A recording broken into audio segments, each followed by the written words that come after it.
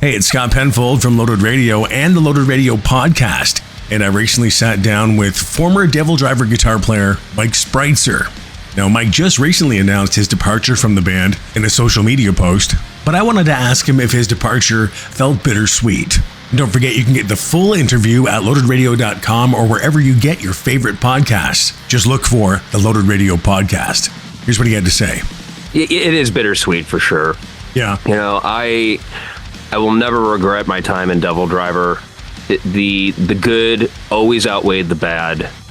You know, I still have a lot of love for all the guys in the band, and I wish them well. And you know, I'm even kind of excited to see who ends up replacing me. And I will always offer that whoever that person may be, I'm here to help. You know, with whatever they need.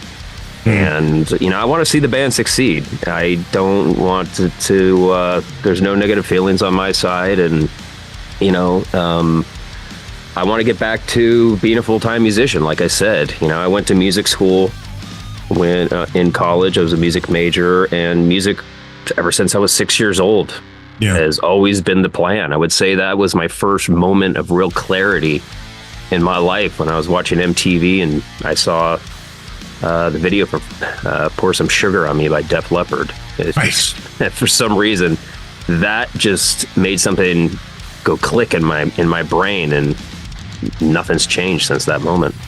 How did the rest of the guys take it, the band? How did Dez take it? Like, were they all sort of cool? Like, hey, no worries, do your thing? Or honestly, I haven't spoken to Dez about it. Oh, you haven't? No, I haven't. I've seen how things have went when other members have left the band, and I honestly felt like this was the best way to do it. Right. I don't really want to get into it much more than that because of obvious reasons, but sure. You know, all the other guys, you know, understood where I was coming from, and you know, I want to work more.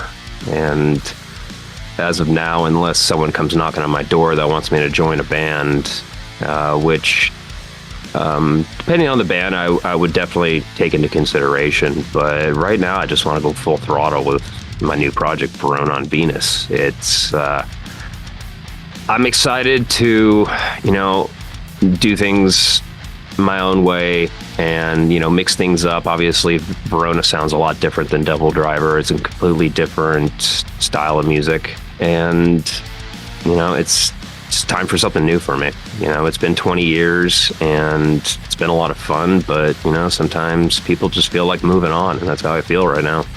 Let's talk about Verona on Venus. Obviously, now this is something you've been doing for a few years now.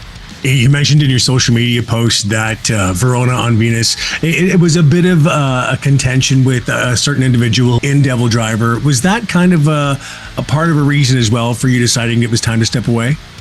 Unfortunately, yes. You know, I really hoped it wouldn't be a problem, you know, and I have a lot of friends that get a lot of support from the bands that they're in, you know, who, you know, they would consider their boss, you know, like Nita and Alice Cooper.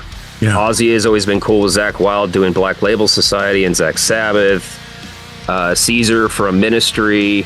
You know, I remember when he first released Man the Mute record that he did, I bumped into Al Jurgensen at a art show once, and he couldn't stop talking about how proud he was of Caesar. Yeah.